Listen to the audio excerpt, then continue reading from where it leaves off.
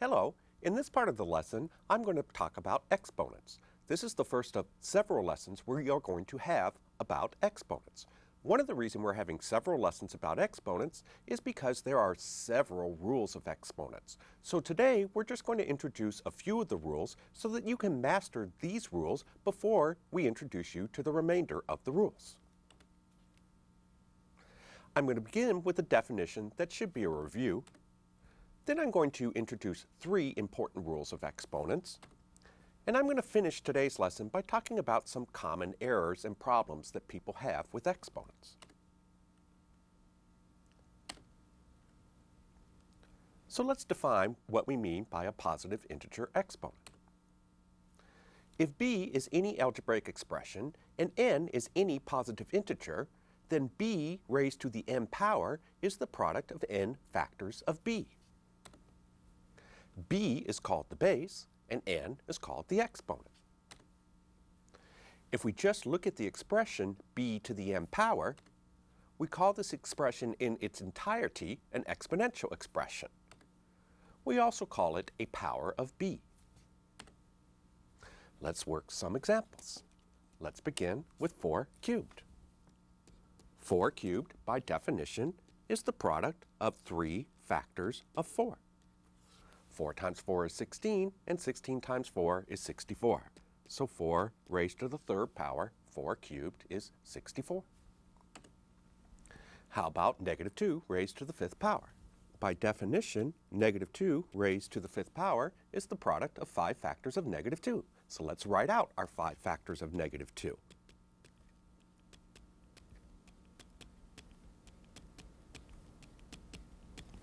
The product of 5 negative numbers is negative because we have an odd number of negative numbers in the product. Let's think about the absolute value. The absolute value is just going to be the product of the 5 factors of 2. 2 times 2 is 4, times 2 is 8, times 2 is 16, times 2 is 32. I have my 5 factors. So negative 2 raised to the fifth power is negative 32. How about 1 raised to the 734th power? Technically, this is the product of 734 factors of 1. Now, I could try to write 734 factors of 1, but I think the lesson would be over before I got all the factors written. But I'm going to make a little observation here. 1 times 1 is 1. And if I multiply by 1 again, I still have 1. It doesn't matter how many factors of 1 I multiply together, the result is going to be 1. So I don't think I really need to write out my 734 factors of 1. I think I'm just going to jump to the answer. The result is 1. How about 734 raised to the first power? Well, this one, I think I will write out all the factors because there's only one factor. We have one factor of 734. So 734 to the first power is 734. How about 0 to the second power? Sometimes people get a little freaky when we have a base of 0. But let's think about what this means, and hopefully we will defreak ourselves. 0 squared is the product of 2 factors of 0.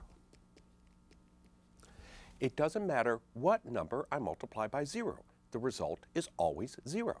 Even if I multiply 0 by 0, the result is 0. So 0 squared is 0. How about negative 1/5 to the fourth power? Well, by definition, negative 1/5 to the fourth power is the product of 4 factors of negative 1/5. So let's write out our 4 factors.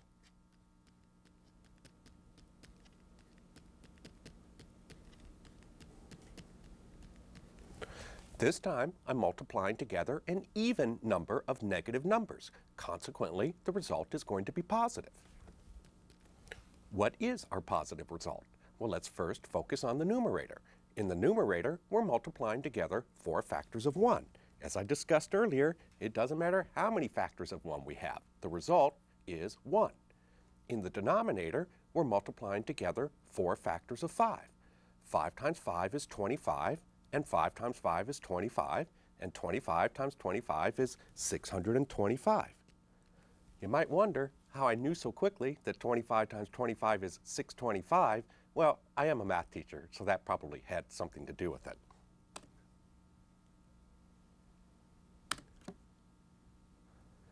Let's talk about three important rules of exponents. Let's think about what the expression x cubed times x to the fifth really means. Let's first focus on the exponent of 3. That is telling me that this expression contains 3 factors of x. How about the exponent of 5? The exponent of 5 is telling me that the expression contains 5 factors of x. So how many factors of x do we have altogether? 3 plus 5. We have 8 factors of x. So x cubed times x to the fifth must simplify to x to the eighth. And where did the 8 come from? It came from adding the two exponents together. So we have an example of our first rule of exponents, that when you multiply together two factors whose exponential bases are the same, you simplify by adding the two exponents. This is called the product rule. B raised to the m power times b raised to the n power equals b raised to the m plus n power. You might wonder why I'm using m and n here. Well, most books do it, and I think they do it to help us practice our diction, because if we don't enunciate pretty darn clearly, you can't tell the difference between an m and an n. Let's see some examples of the product rule. X to the 12th times x to the 4th. Before I just mindlessly perform the product rule, I'm going to remind myself why the product rule works. In this expression, I have 12 factors of x, and I have 4 factors of x. So how many factors do I have altogether? 12 plus 4. X to the 12th times x to the 4th is x to the 12 plus 4 power, which is x to the 16th power. How about a to the 5th times a? Well, what's going on here? I have 5 factors of a, and then I have one additional factor. 5 plus 1. I have 6 factors of a. Where did the 6 come from? It came from adding the two exponents. How about x to the 4th plus x cubed? Well, wait a second. I don't see a product. I see a sum. And guess what? There are no rules of exponents that apply to sums. So you need to make sure that you carefully consider the operation that's going on. Here we have the addition of two polynomial terms. The terms are unlike terms. They do not have the same degree. You cannot combine unlike terms of a polynomial. X to the 4th plus x cubed is completely simplified. There is no further work to do. One more example. A to the 4th times a to the 7th times a to the 11th. Well, let's think about this. We have 4 factors of a, we have 7 factors of a, we have 11 factors of a. How many factors of a do we have altogether? Altogether, we have 4 plus 7 plus 11 factors of a. It doesn't matter how many factors you have in the product. If the bases are the same in all of the factors, then to simplify, all you do is you add the exponents on the individual bases. So altogether, I have an exponent of 22 on a. My final simplification is a to the 22nd power. Here's a different type of expression, x cubed to the 4th. Let's think about what this really means. This expression is called a power to a power. We are taking x, we're raising it to the 3rd power, and then we're taking that result and raising it to the 4th power. Let's think about what's really going on here. Let's begin with the exponent of 4. What does an exponent of 4 mean? It means that I'm multiplying together 4 factors of x cubed. Now, in each one of these pairs of parentheses, I have the expression x cubed. What is that exponent of 3 telling me? It's telling me that inside each pair of parentheses, there's 3 factors of x. So if I count real quickly, I see that altogether I have 12 factors of x. So the simplification is going to be x to the 12th power. But let's think about this a little bit more so we can come up with a rule that we can apply in a general situation.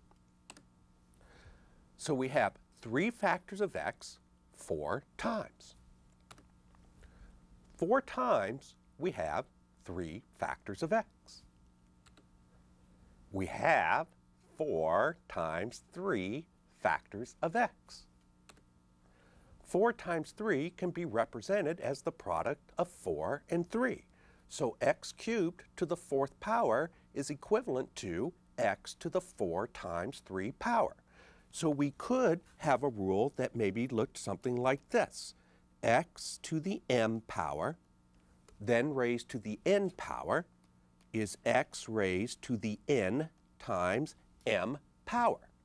But that's not the way we're going to state our rule, because most people are a little more comfortable if we keep the order of the exponents the same on the left and on the right. Well, that's not a problem. Because of the commutative property of multiplication, 4 times 3 is equal to 3 times 4. So if we've got 4 times 3 factors of x, we also have 3 times 4 factors of x, which tells us that it is indeed true that x cubed to the 4th equals x to the 3 times 4 power. This is an example of the powers to power rule. B raised to the m power, then raised to the n power, is equal to b raised to the m times n power. Let's see some examples. Y to the 6 raised to the 4th power. This is a power to power expression. And our power to power rule says we need to multiply the exponents. So this is going to be y raised to the 6 times 4 power, which is y to the 24th power. Now before I go to the next example, I'm going to think about why this worked out the way it did. What does that exponent of 4 tell me? It tells me I have 4 factors. 4 factors of what? 4 factors of y to the 6.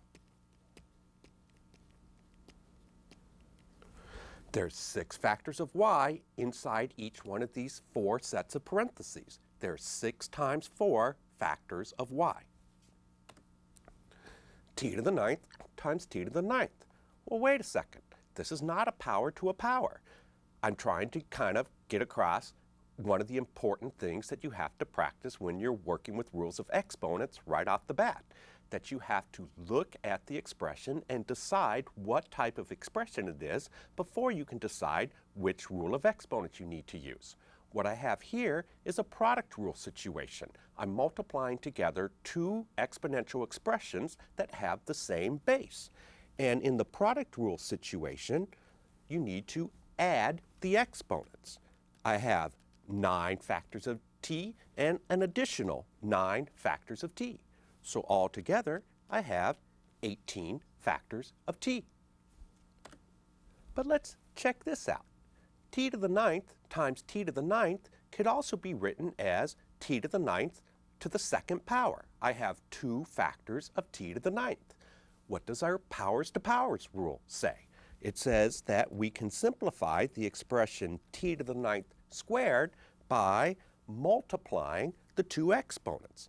This is t to the 9th times 2 power, which is t to the 18th. From the product rule, our exponent was 9 plus 9. What's another way of saying 9 plus 9? 9 times 2. That's what we got from our power to power rule. It's kind of cool to be able to look at this problem in 2 different ways and end up with the same result. Let's look at m squared to the 100th power. This is a power to power, so I need to multiply the exponents. This is m to the 2 times 100 power, which is m to the 200th power. Now, when I wrote this problem, I kind of went off on a little bit of a tangent, and I started thinking about the difference between m squared to the 100th power and m to the 100th power squared. Both of these simplify to m to the 200 power, but look at the radically different path we get to our 200 factors of m. In the original problem, m squared to the 100th, we have 100 pairs of parentheses, and inside each pair of parentheses, there's 2 factors of m. In this figment of my imagination expression, m to the 100th squared, we only have 2 sets of parentheses, but inside each set of parentheses, we have 100 factors of m. Either way, when you count up all your m's, you have 200 factors of m. even though you get there in two radically different directions. Let's look at this example. X squared, x to the fifth, all raised to the third power. Well, I see a couple things going on here. I see a product rule situation inside the parentheses, but I also see an exponent of 3 outside the parentheses, which makes it a power to power problem. Which rule should I apply first? Well, in most situations, when you're working with parentheses, you have to do what's inside the parentheses first. So let's do that. Let's use the product rule to simplify x squared times x to the fifth.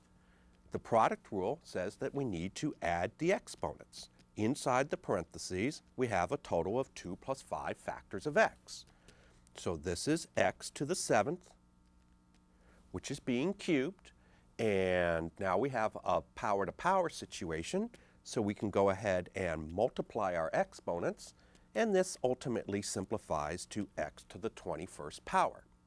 Now before I go on to the next rule, I want to give you a little bit of a heads up. In all of the examples I've worked so far, I've shown the arithmetic step that led to our simplified exponential expression. I'm talking about like this step right here and this step right here. In most of my further examples, I'm going to go ahead and do that step in my head. And I encourage you to try and do that step in your head as well. If you find that even after you try a lot, you have more success writing out that step, then by all means go ahead and write out that step. But I do encourage you to try to do that arithmetic step in your head. Here's a new type of expression. What's new about this expression? We have two different bases. We have a base of A and we have a base of B. Let's think about what AB quantity cubed really means. Well, for starters, we have 3 factors of A, B. But multiplication is both commutative and associative. And the upshot is that when you're multiplying together several numbers or expressions, you can perform the multiplication in any order you please. So what I'm going to do is, I'm going to observe that altogether I have 3 factors of A. So I'm going to first multiply together those 3 factors of A. I also have 3 factors of B. So I'm going to multiply my 3 factors of A by my 3 factors of B. Hey, what's a shortcut for A times A times A? It's A to the third power. Similarly, B times B times B, the product of 3 factors of B, is B to the third power. So it's looking to me like AB quantity to the third power is A to the third power times B to the third power. This is an example of what we call the product to power situation.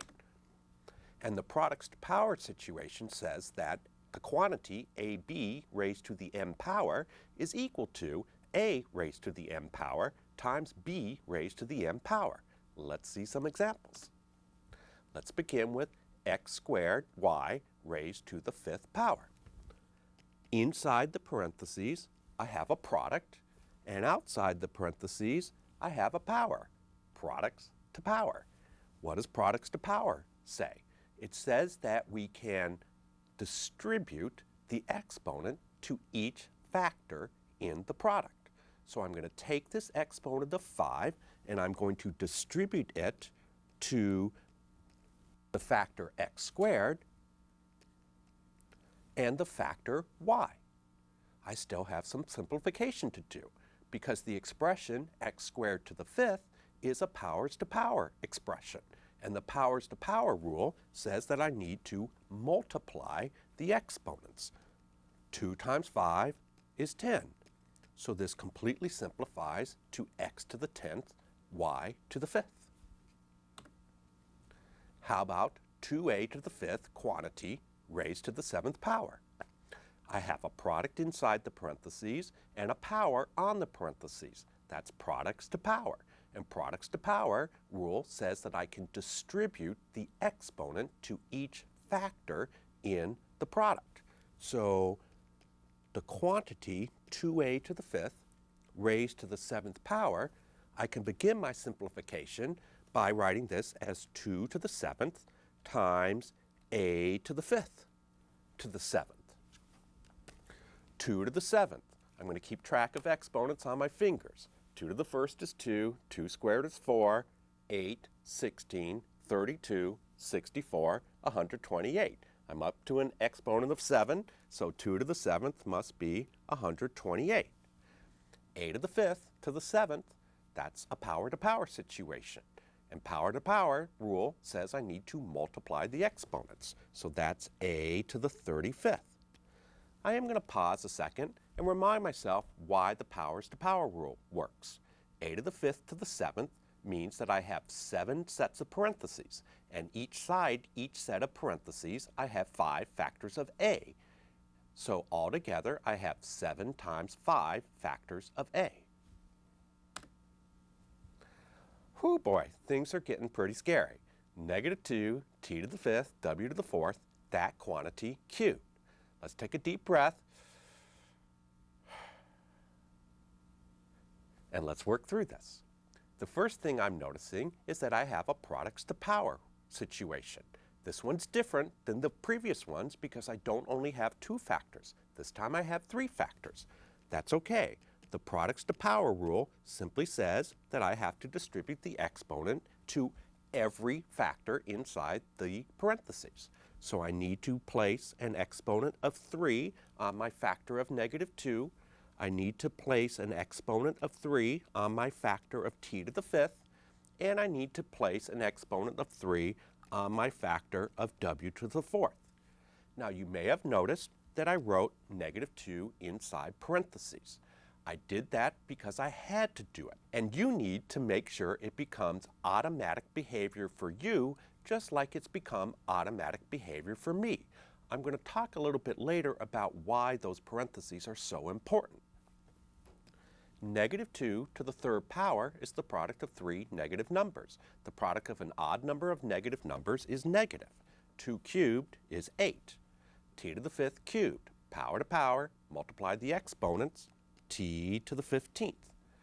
W to the 4th cubed, power to power, multiply the exponents, w to the 12th.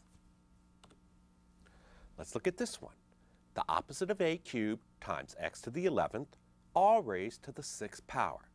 Now this is a sticky wicket indeed. I know a lot of calculus students that would get a little freaky if they encountered this expression. Let's think if there's a modification that we could make that would make it a little easier to work through the problem. Well, remember in our last example, we had -2 times t to the 5th times w to the 4th, all cubed, and what we had to do was distribute the exponent of 3 to the factor of -2 as well as the other 2 factors. Let's see if we can create a similar situation in the other expression. Well, we don't have a numerical factor that we can visualize right now, but let's think about a way we could rewrite this so that we did have a visible numerical factor. Well, taking the opposite of an expression is a result of multiplying the expression by -1. So rather than just writing the opposite of, why don't we rewrite this as -1 times a cubed x to the 11th. And all this is raised to the 6th power. Now, in essence, this example is identical to the last example. We need to distribute the exponent of 6 to all of the factors inside the parentheses. So notice that I just, without even thinking about it, put parentheses around -1. That needs to be raised to the 6th power. A cubed needs to be raised to the 6th power. And x to the 11th needs to be raised to the 6th power. Now let's simplify. The product of an even number of negative numbers is positive, and the product of 6 factors of 1 is 1. So I don't need to write down my numerical coefficient. A cubed to the 6th, I need to multiply my exponents, so that gives me a to the 18th, x to the 11th to the 6th. Again, I need to multiply my exponents, so that gives me x to the 66th. Let's look at t cubed times t to the 5th squared. We've seen an example like this before. We have both a product rule situation and a products to power situation. Let's do what's inside the parentheses first, like we did last time. T cubed times t to the 5th, how many factors of t are there? There's 8 factors of t. That's the product rule. I'm adding the exponents. So I have t to the 8th quantity squared. This is power to power. I need to multiply the exponents. T to the 16th. If you have two sets of parentheses and each set of parentheses contains 8 factors of t, altogether you have 2 times 8 factors of t. Well, what if I solve this problem on a test and on a lark or on a whim I decided to do the products to power rule first? Would it make a difference? Well, let's check it out. The products to power rule tells me I need to distribute the exponent of 2 to each factor in the product. So this is going to give me t cubed squared times t to the 5th squared. Now I have two powers to power expression. So 2 times I'm going to have to multiply the exponents. This is going to give me t to the 6th times t to the 10th. Now I have a product rule situation. I'm multiplying together two exponential expressions that have the same base. To simplify, I need to add the exponents. This gives me t to the 16th power. So I did end up with the same result. I didn't make any mistakes. I didn't write anything that's wrong, so I get 100% credit for this presentation. I am observing, though, that it definitely took a little bit more work going this path. It definitely was easier if I simplified what was inside the parentheses first.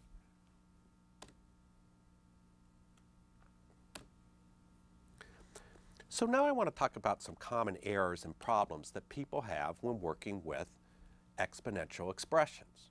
The first thing I want to talk about is those pesky parentheses. One time, a long time ago, I was asked to find the quantity 3 times 4 squared. What I wrote is what you can see in the little box right there. And the answer key said that 144 was the correct answer, yet I still lost 2 points. What's up with that? Well, let's look carefully at what I actually wrote on my paper. I wrote 3 times 4 squared equals 12 squared equals 144. I was asked to find the quantity 3 times 4 squared. 3 times 4 inside the parentheses is 12. So this is 12 squared, which is 144. But what I wrote on the paper was 3 times 4 squared. This is an entirely different expression. The compelling issue in this expression is order of operation. Exponents are applied before multiplication. So the correct simplification of 3 times 4 squared is 3 times 16, which is 48. 48 and 144, they're not the same number. So when I came up with 144, I did have the proper answer to the question that was stated on the test, but I didn't have the proper answer to the problem I made up all on my own, which was 3 times 4 squared. The parentheses in the expression are just as important as the 3, the 4, and the 2. Now you might think I'm exaggerating a little bit, so I'm plugging my finger into the polygraph here, and let's see what the polygraph says. It says that this statement is 100% true. The parentheses are just as important as the 3, the 4, and the 2. Let's remind ourselves why. With the parentheses, the quantity 3 times 4 squared is 144. Without the parentheses, 3 times 4 squared is 48. 144 and 48 are two different numbers. Removing the parentheses changed the value of the expression just as much as changing the 4 to a 5 would change the value of the expression. This would be 15 squared, which is 225.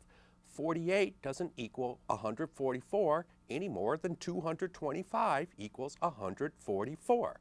The parentheses are just as important as the 3, the 4, and the 2.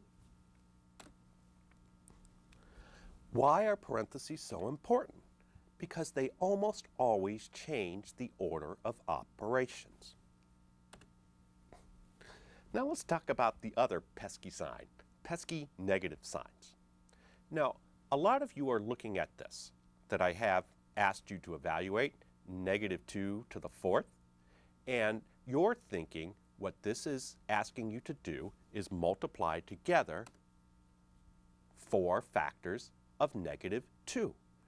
I would say that in my experience, the majority of math students think that these symbols mean multiply together 4 factors of -2. Unfortunately, that's not what these symbols mean.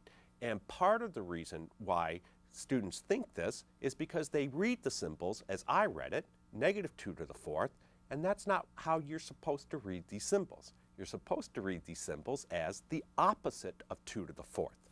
So let's dispel the wrong interpretation of the symbols so we can illuminate the proper interpretation of the symbols. 2 raised to the 4th power is +16. So if I multiply 2 to the 4th power times -1 and 16 times -1, those two expressions are also equal to one another. What do I get on the right? Well, multiplying +16 by -1 gives me the opposite of 16, which is the number -16. Similarly, multiplying 2 to the 4th by -1 gives me the opposite of 2 to the 4th. The opposite of 2 to the 4th is -16. The product of 4 factors of -2 is +16. So we can't think about this as the product of 4 factors of -2, no matter how much we want to. The root cause here is order of operation. Order of operation says that exponentiation needs to be done before negation. And the reason is because negation is equivalent to multiplying by -1, and exponents are applied before multiplication is applied. Now, what if we do want 4 factors of -2? What is it that we need to write? Well, we're back to those pesky parentheses. But you know what? Parentheses, they're not so pesky after all. It's really those useful parentheses, and it'll help you a lot if you can come to view parentheses as your friend. If I want to multiply together 4 factors of -2, I need to write -2 inside parentheses 4 times. So how do I communicate this with an exponent? I communicate it by writing -2 in parentheses raised to the 4th power. Now I want to talk about some problems people have with exponents. And one of the problems is they start to panic. Like, let's simplify x to the 16th to the 40th and x to the 132nd times x to the 74th. Here's a way somebody might panic. Do I add the exponents? Do I multiply the exponents? What some people then consider is, do I give in to temptation and just make something up? Well, let's think about maybe a little safer strategy. Let's take a deep breath and figure out the rule we need to use from a similar problem with easier numbers. Let's look at x to the 16th to the 40th. What's a similar problem with easier numbers? Well, this is a power-to-power situation. So we could ask ourselves this question. How many x's are there in x squared cubed? That's a similar expression with easier numbers. And how do I get that number of x's from 2 and 3? Well, x squared cubed is the product of 3 factors of x squared. 3 times I have 2 factors of x. I have 3 times 2 factors of x. There's 6 factors of x, and that number 6 comes from multiplying together 2 and 3. So that must be what I need to do with my exponents in my original expression. I need to multiply together 16 and 40. How about x to the 132nd times x to the 74th? What's a similar situation with easier numbers? Well, I'm multiplying together two exponential expressions with a common base. So a similar situation with easier numbers would be x squared times x cubed. How many x's are there in x squared times x cubed? And how do I get that number from 2 and 3? Well, x squared times x cubed is the product of 2 factors of x and 3 factors of x. So altogether I have x to the 5th. And where did that exponent of 5 come from? It came from adding 2 and 3. So that must be what I need to do in my original problem. I must need to add 132 and 74. Before I leave this, let's go ahead and actually simplify these expressions. X to the 16th to the 40th, I figured out I need to multiply the exponents. So that's going to give me x to the 640th power. X to the 132nd times x to the 74th. I figured out I need to add the exponents. So that's going to give me x to the 206th power. Here's panic part 2. I bet you can see why this problem would make some people panic. There's a whole lot of x, y exponent number action going on in this expression. So the first thing I need to do is figure out which rule do I apply first. Well, I've got some good news for you. The first part of the good news is that as long as they are applied properly, the rules can be applied in any order you like.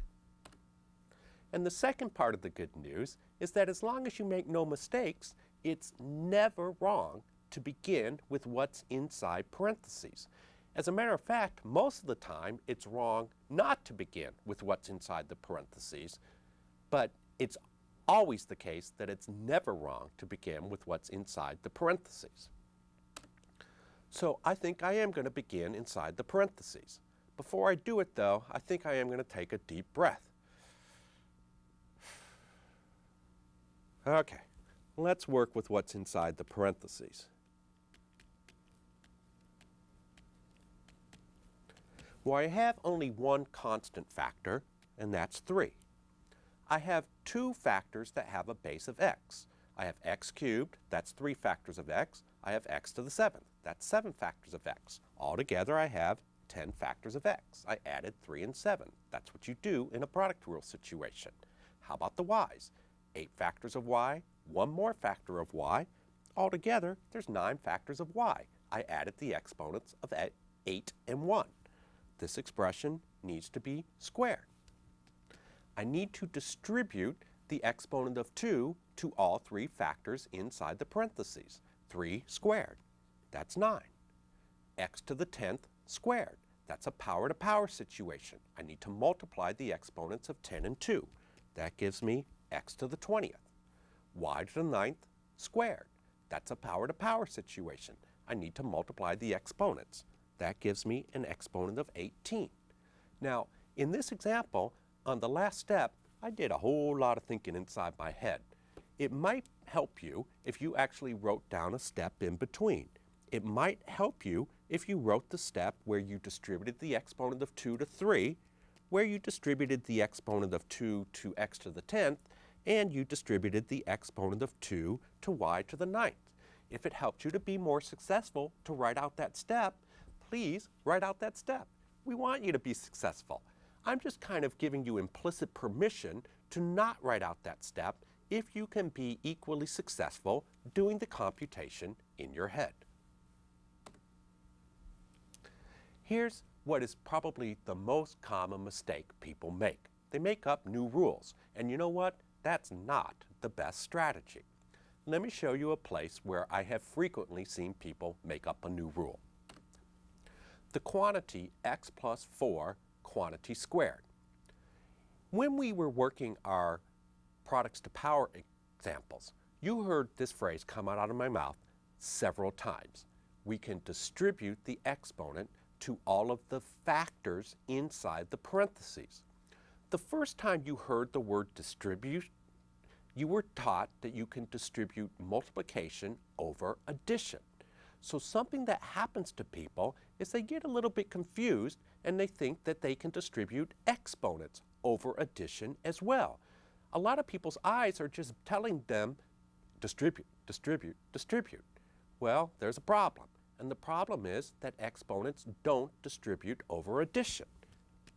Let's go ahead and explore the relationship between x plus 4 quantity squared and x squared plus 4 squared. Let's replace x with a number and see what happens. I'm going to arbitrarily pick the number 3. If I pick the number 3, the expression x plus 4 quantity squared becomes 7 squared, which is 49. If I replace x with 3, the expression x squared plus 4 squared becomes 3 squared plus 4 squared. That's 9 and 16, which add up to 25. 49, 25. They're not the same number. It is not the case that x plus 4 quantity squared always equals x squared plus 4 squared. These two expressions are not equivalent. As a matter of fact, there's only one number that makes these two expressions equal. Can you see what it is? It's the number 0. But if you replace x with any other number, these two expressions are not equal. Exponents distribute over products. Exponents do not distribute over addition. You want to, as soon as possible, get this into your brain in a place where it's going to stay. Exponents do not distribute over addition or subtraction. We're going to show you next week some algebra that you can perform on the expression x plus 4 squared, but it's not going to be a rule of exponents. There are no rules of exponents that apply to addition or subtraction. Don't let your eyes trick you into distributing that exponent of 2 to x and 4. With practice, you will master this. Practice each individual rule several times. Practice with numbers and practice with variables. Think about why the rules work the way that they do. Several times when I applied the rules, I thought about why they were working the way that they did. And don't forget to practice with negative numbers, both inside and outside of parentheses. Experiment when working multi-step problems. Remember how I worked a couple of examples working the problem in different orders? Make sure that you resist the urge to make up new rules. And if you really memorize the rules and you really practice a lot, then you really will achieve a mastery of the rules of exponents. And that's the end of our first lesson on exponents, and it's the end of lesson 4. 1, 2, 3, 4.